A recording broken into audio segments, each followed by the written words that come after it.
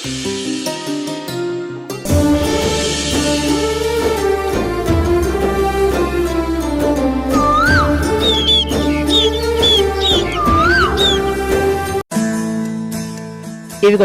ప్రియ కట్టాల్సిన మొత్తం డబ్బు ఇచ్చేశాం. ఇక ఈ ఆటోకి మీకు ఏ సంబంధం లేదు.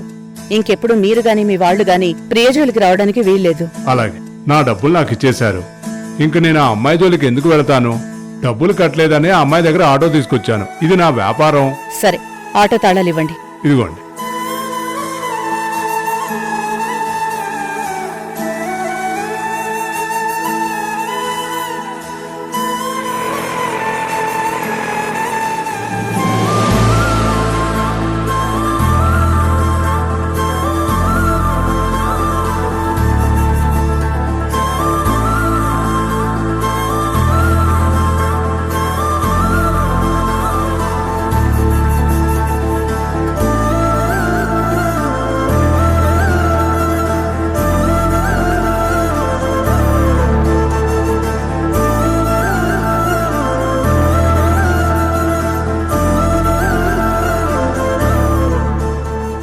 తమ్ముడు, అన్నయ్య, మీరు వెళ్ళి పడుకోండి. మరి నువ్వు? నేను తర్వాత పడుకుంటానులే. మీరు వెళ్ళి పడుకోండి. వెళ్ళండి.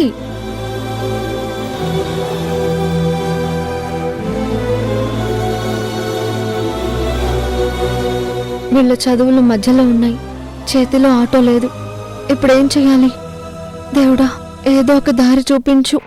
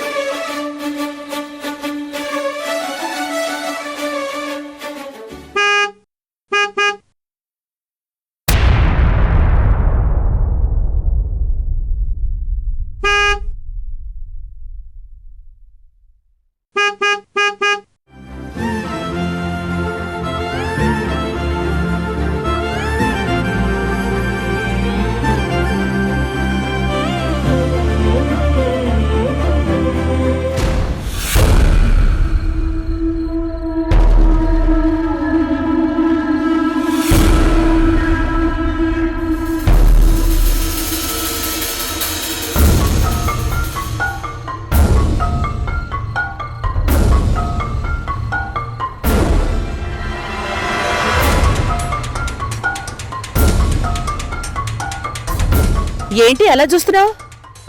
ఇది నీ ఆటోనే. హా, అది నాకు తెలుసు. కానీ నా ఆటో నీ దగ్గరికి ఎలా వచ్చింది? ఫైనాన్స్ వాళ్ళకి డబ్బు కట్టి తీసుకొచ్చాను. అనుకున్నాను, ఎప్పుడెప్పుడు నేను ఓడిపోతానా, అలా కింద పడిపోతే చూద్దామా అని ఎదురు చూస్తున్నావు. ఇప్పుడు నా చేతి నుంచి జారిపోయిన ఆటోని నీ సొంతం చేసుకున్నావు కదా? ఇది తెచ్చింది నా కోసం కాదు, నీ కోసం. నా కోసమా? నా కోసం నువ్వు తీసుకుని రావడం ఏంటి? అసలు ఇదేంటో నాకు అర్థం కావట్లేదు.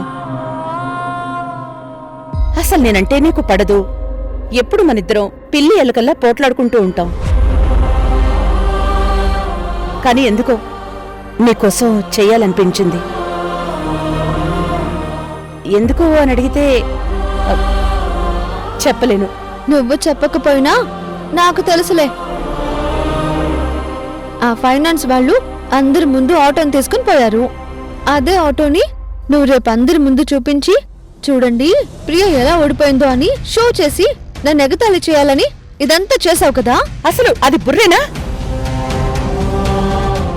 ఆ బుర్ర నిండా ఎన్ని నెగటివ్ ఆలోచనలున్నాయి. అలా అందరి ముందు షో చెయ్యాలి అనుకుంటే ఇప్పుడు ఆటో తీసుకుని నీ ఇంటికి ఎందుకు వస్తాను? నన్ను రెచ్చగొట్టాలి కదా, అందుకు. నేను బాధపడుతుంటే నువ్వు చూసి సంతోషించాలి. ప్రతిదాన్ని అలా చూడుకో. నేను నిజంగా నీకోసమే తెచ్చాను. ఇదిగో తాళాలు తీసుకోమ్మా. అసలు నా అప్పు కట్టడానికి నువ్వెవరు? నీకు నాకు ఏంటి సంబంధం? నువ్వెవరు నాకు బంధువా? పోనీ నీకు నాకు రక్త సంబంధం ఏమైనా ఉందా? ఏం లేదు కదా. మరెందుకు నా ఆటో విడిపించుకొని తెచ్చావు? నిజమే, నీకు నాకు మధ్య ఏ సంబంధం లేదు. నువ్వు అనుకున్నట్టు శత్రుత్వం మాత్రమే ఉంది. ప్రతి విషయంలోనూ నువ్వు నాతో పోటీ పడుతూనే ఉంటావు. కానీ ఆ గొడవలన్నీ అక్కడి వరకే తప్ప ఆ తర్వాత అసలు నాకేమీ గుర్తు కూడా ఉండవు. కానీ నీ కష్టం వచ్చిందనగానే నా మనసెందుకో నీకు అండగా నిలబడమని చెప్పింది. అందుకే వెళ్ళి 6 నెలల ఈఎంఐ కాదు, మొత్తం డబ్బిచ్చేసి ఆటో తీసుకొచ్చేశాను. హా, ఇక నీ పనికి మాలిన ఆలోచనలు అనుమానాలు పెట్టుకోకుండా తాళాలు తీసుకోమ్మా. ఉం? హా, ఇప్పుడు నాకు అసలు విషయం అర్థమైంది రానమ్మా. ఏంటది? పిల్లల్ని చదివిస్తున్నట్టు పేపర్లు రాయించుకున్నావు కదా, రేపు నా ఆటో విడిపించి ఇచ్చినట్టు పేపర్లు రాయించుకోవాలని ప్లాన్ చేశావు, అంతే కదా? అయ్యో, నన్ను మోసం చేయలేవు. నీ సంగతి నాకు బాగా తెలుసు. ఈ ఆటో నువ్వే ఉంచుకో, నాకేం అవసరం లేదు. మొన్నటిదాకా నీకు సగం తెక్కే అనుకున్నాను. ఇప్పుడు అర్థమైంది నీకు పూర్తిగా తెక్కుందని. ఇప్పుడేంటి? నువ్వు ఆటో తీసుకోవు, అంతేనా? ఆ? అంతే. అయితే సరే, రేపు ఆటో స్టాండ్లో అందరి ముందు నేను రాణమ్మతో పోటీ పడలేకపోతున్నాను, రాణమ్మే నా మీద గెలిచింది అని, నేను ఓడిపోయి తోక ముడిచాను అని ఒప్పేసుకో. ఇప్పటిదాకా అందరూ నీకు నాకు పోటీ అనుకున్నారు. అసలు నువ్వు నాకు పోటీవే కాదని అందరికీ చెప్పే. ఏంటి? నేను నేను ఓడిపోయానని ఒప్పుకోవాలా? అస్సలు ఒప్పుకోను. ఆ? అయితే తాళం తీసుకో. ఆహా, తీసుకోను. నీ మాటలు వింటుంటే ఒళ్ళు మండిపోతోంది. కానీ ఎందుకో నిన్నేమీ అనలేకపోతున్నాను. నిజానికి నువ్వు బాధపడితే నేను ఆనందించాలి, కానీ నాకలా అనిపించడం లేదే. అన్నం తినబోతుంటే కూడా నువ్వే గుర్తొచ్చావే, మెంటల్ దానా? నన్ను నువ్వు నిలబెట్టి ఇలా ఎన్ని మాటలు అంటున్నా సరే, నాకు నిన్ను వదిలిపెట్టి వెళ్ళాలనిపించట్లేదు. దీన్ని ప్రేమ అంటారో శత్రుత్వం అంటారో ఇంకేమంటారో నాకు తెలియడం లేదు. నువ్వన్నట్టు నీకు నాకు ఏ బంధుత్వం లేకపోయినా నీకు కష్టం వచ్చింది అంటే నా మనసులో ఎక్కడో తెలియని బాధ మెలిపెడుతుంది. ఎందుకు అని నువ్వు అడిగితే నా దగ్గర సమాధానం లేదు. అయినా నువ్వు నాతో నవ్వుతూ మాట్లాడాల్సిన అవసరం లేదు. కనీసం నువ్వు నాతో రోజు గొడవ పడ్డానికైనా నువ్వు అక్కడికి రా, వచ్చి నాతో పోటీ పడు.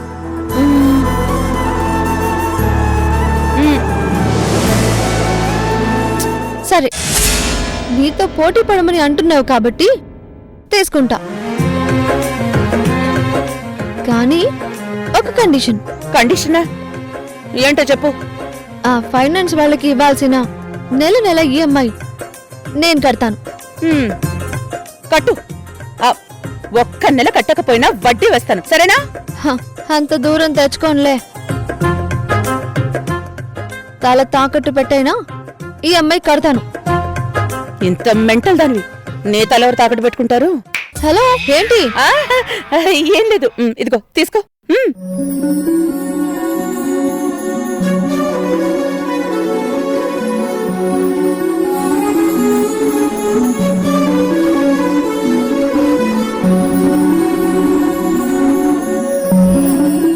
అమ్మయ్యా, ఇంత మొండిదాని వింటే బాబు.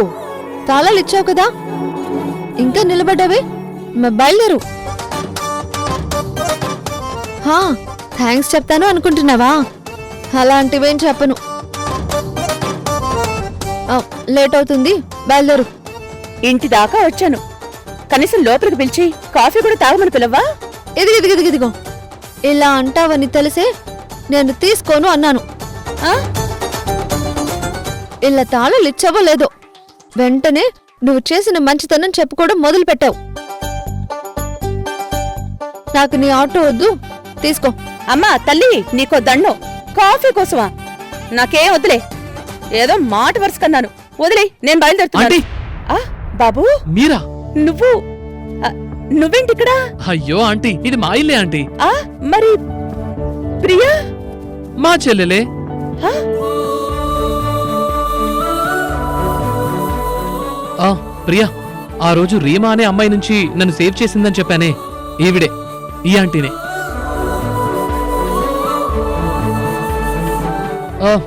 నీకు ఫోటో కూడా చూపించాను కదా. ఆ, గుర్తుందిలే. ఆంటీ, బయట నిలబడ్డారేంటి? లోపలికి రండి. ఆ పర్వాలేదు బాబు, ఇంకోసారి వస్తానులే. కాఫీ కావాలి అన్నావుగా? అడిగిన వాళ్ళకి లేదని పంపించడం ఈ ప్రియాకి అలవాట్లేదు. లోపలికి రా, కాఫీ ఇస్తాను. రండి ఆంటీ, రండి. ఆ కాఫీ ఎలా ఉంటుందో. హా? ఏంటి? ఏం లేదు ఆటో ఆటో పర్సు తీసుకొస్తున్నా. పద పద.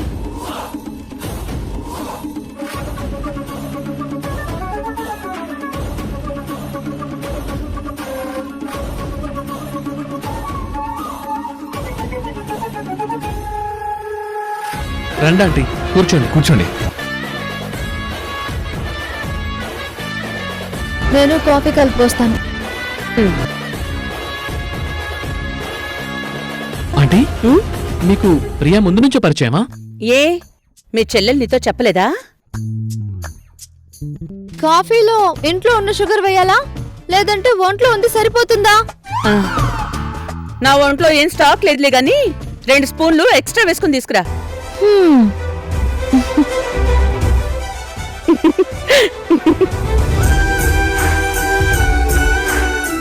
అది సరే గాని ఆ రోజు నేను నేర్పించిందే ఆ అమ్మాయి ఇంకా నీ నేర్పిస్తోందా? లేదాంటీ, ఆ రోజు నేను మీ కొడుకునని చెప్పి వార్నింగ్ ఇచ్చారు కదా, అంతే. ఆ రోజు నుంచి ఈ రోజు దాకా నాతో మాట్లాడడమే మానేసింది.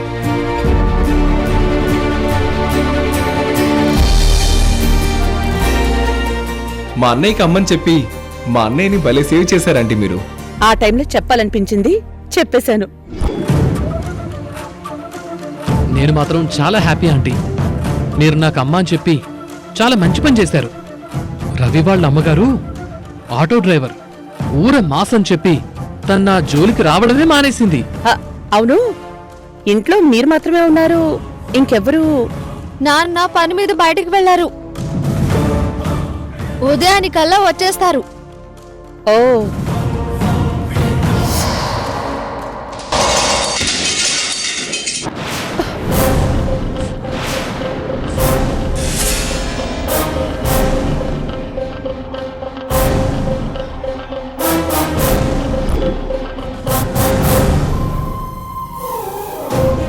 ఏం పలిగింది?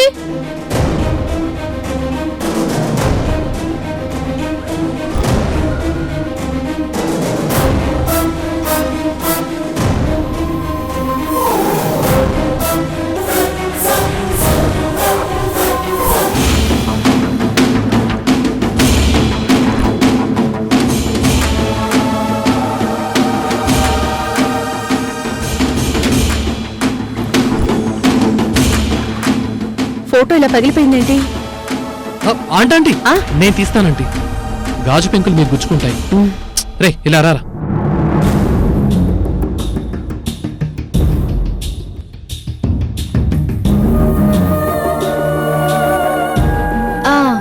అనుకున్నాను. ఆ క్లిప్ ఊగుతుంది, వేరే క్లిప్ పెట్టరా అని నిన్న చెప్పాను. చెప్పింది చేయవు కదా. ఇక చెప్తా నీ క్రికెట్ సంగతి. సారీ అక్క. ఇదిగో నీ కాఫీ తీసుకో. కూర్చుని తాగు. సరేలే.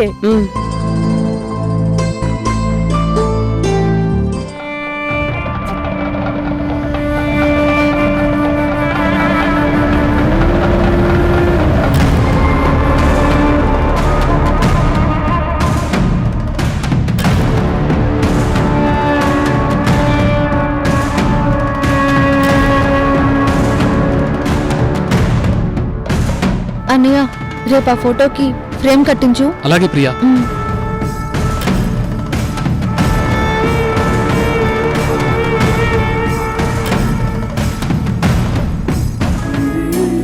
కాఫీ చాలా బాగుంది. నాకు తెలుసు, నేను కాఫీ చాలా బాగా పెడతానని మా నాన్న చెప్పారు. అలాగని కాఫీ కోసం మళ్ళీ రాకు. ఉమ్, ప్రియా ఏం మాట్లాడుతున్నావు? పెద్దవాళ్లతో అలాగేనా మాట్లాడేది? నేను ఇలాగే మాట్లాడతాను. నాకు ఇలా మాట్లాడడమే వచ్చు. ప్రియా రవి రవి, ఇది మాకు మామూలే, నువ్వేం పట్టించుకోకు.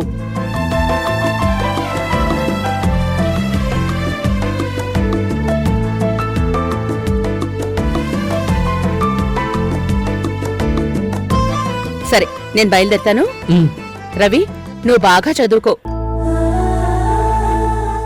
ఆ రోజు ఆ అమ్మాయితో అన్నావు కదా, నాకు చాలా బాధ్యతలున్నాయి అని. ఆ మాట నాకు బాగా నచ్చింది. అది ఎప్పటికీ గుర్తుపెట్టుకో. టైం 10 గంటలు దాటింది. నువ్వు చదువుకోవా అన్నయ్య? టైం ఎందుకు వేస్ట్ చేస్తున్నావు?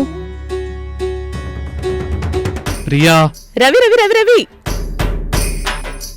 అది నీకు కాదులే, నాకు. నాకు అర్థమైందిరే. సరే, నేను వెళ్ళొస్తాను. సరే ఆంటీ. ఆ, వెళ్తాను.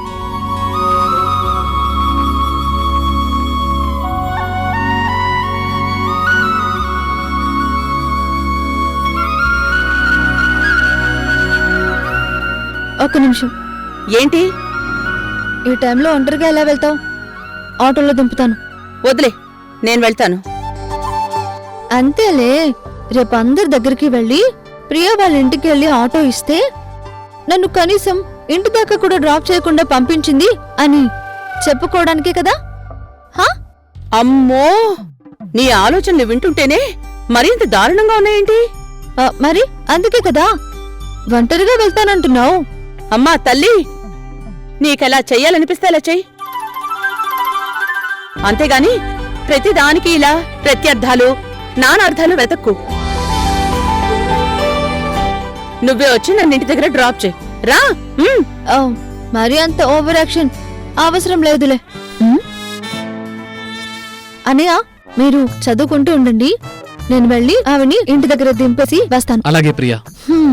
ఏంటి అలా నిలబడ్డావు? పదా, నీ బాలకం చూస్తుంటే ఈ రాత్రికి ఇక్కడే ఉండేలా ఉన్నావు. పదా. అమ్మా తల్లి, అంత లేదు, పోదాం పద. బాయ్ బాయ్ బాయ్, వస్తాం. Bye aunty. అయ్యో,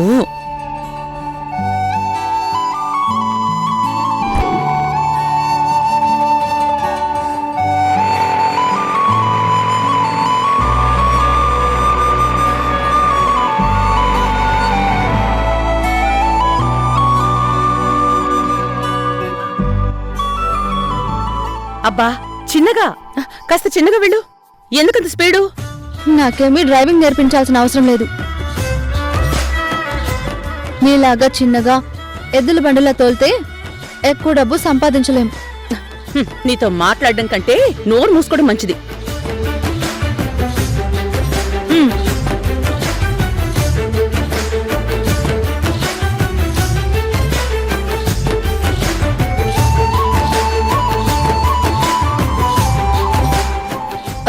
అది సరే గాని, ఆ ఫైనాన్స్ వాళ్ళకి డబ్బులు మొత్తం కట్టేస్తానన్నావు కదా, మరి అంత డబ్బు ఎక్కడిది?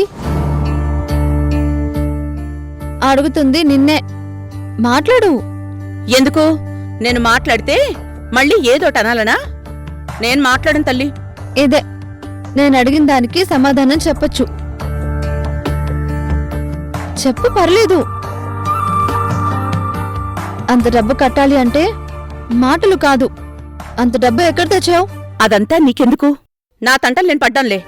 ఆ తంటాలు నా కోసం పడ్డావు కదా, అది నా బాధ. నేను ఎవరికోసమో కష్టపడాలి కానీ నా కోసం ఎవరైనా కష్టపడితే నాకు నచ్చదు. అది సరే గాని ప్రియా, మీ ఇంట్లో మీ నాన్న ఊరెళ్ళాడు అని అంటున్నావు, మరి మీ అమ్మ? ముందు నీ గురించి చెప్పు, ఆ తర్వాత నా గురించి చెప్తాను.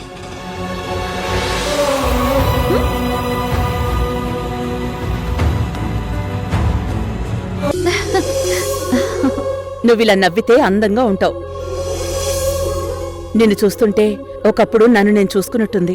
ఇప్పటిదాకా నాకు నీ పేరంటే ఇష్టం లేదు అని చెప్పేదాన్ని,